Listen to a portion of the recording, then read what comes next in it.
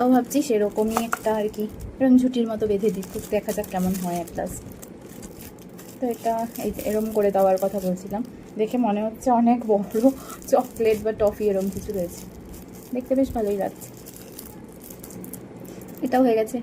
এটা দেখতে অনেকটা র্যাবিটের কানের মতো লাগছে, কিউট লাগছে দেখতে।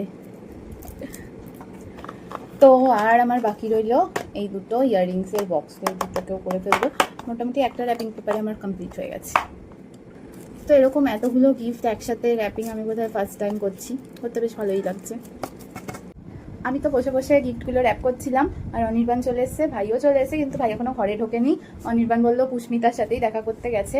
তো আমি হঠাৎ সারপ্রাইজ পেয়ে গেলাম, এই যে একটা সুন্দর একটা রোজ নিয়ে এসছে আমার জন্য হঠাৎ। এই যে ইনি কেন এনেছো? ওই গেছিলাম, ভাইও গেছিল, দোকানটা আমার ভালো লাগলো তাই নিয়ে চলে আসলাম। অকারণেই একটা রোজ নিয়ে এসছে আমার জন্য, সুন্দর, এত বড়, দেখতেও বেশ সুন্দর কালারটা।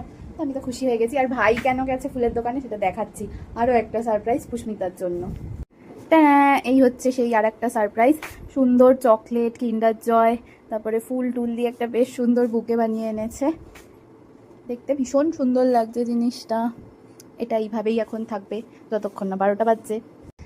আমার এখানে সব র্যাপিং কমপ্লিট হয়ে গেছে, সবগুলোই আলাদা আলাদা করেছি, এগুলো তো দেখলেই। আর এই যে লাস্ট এটা টফির মতো করেছি, আমার তো দেখতে বেশ ভালোই লাগছে জিনিসগুলো। এখন কটা বাজে? এখন বাজতে যায় 10টা বাজতে যায় প্রায়, এখন 10টা বেজে গেছে। এই যে দুই মূর্তিমান চলে এসছে, ভাই এই কেকটা অর্ডার দিয়েছিল, এখনো দেরি আছে 2 ঘন্টা। তো এখানে ডান্স থিমের একটা কেক, আর এখন খুলতে হবে না, যখন কাটা হবে তখনই দেখা হবে। পছন্দ করে কাস্টমাইজ করে বানাতে দেওয়া হয়েছিল। তো এটাও যাবে 12টার সময় আমাদের সাথে।